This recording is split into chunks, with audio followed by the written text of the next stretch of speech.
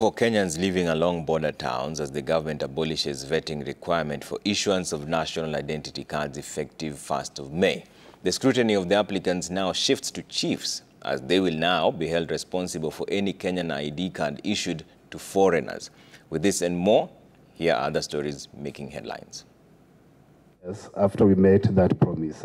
Immigration and Citizen Services Principal Secretary Julius Bitok and his Interior and National Administration counterpart Raymond Omolo said the new arrangement will ensure that only qualified applicants obtain ID cards. The move follows a presidential directive to do away with the current multi-agency vetting teams that have been blamed for frustrations, corruption and inordinate delays in issuing of ID cards to communities living along national borders.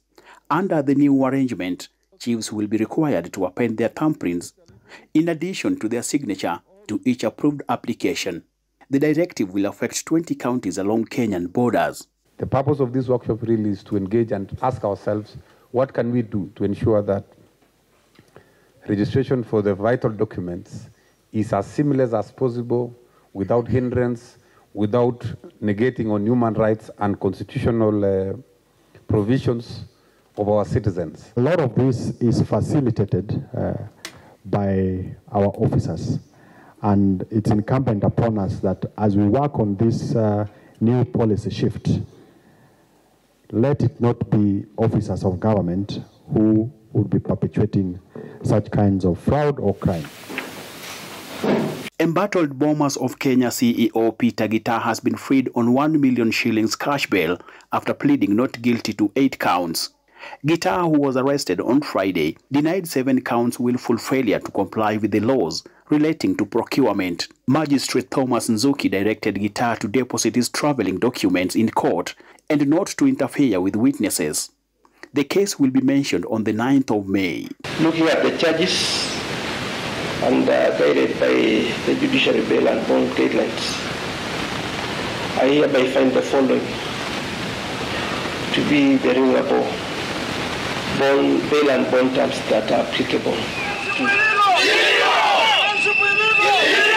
A section of intern junior secondary school teachers in several counties today took to the streets protesting against government's failure to honor court's ruling over the employment terms. Court imesema internship is illegal. Therefore, court imesema nini? Internship is what? Illegal. Na tunashangazwa kwa sababu sisi kama walimu tumehitimu kufunza subject 2, lakini yale ambayo tunafanya huko shuleni ni mengi. The teachers in Vihiga, Nyamira, Kisii, Taita Taveta and Kiambu want to be confirmed on permanent basis the withdrawal of an appeal filed by the TSC against a court order on their terms.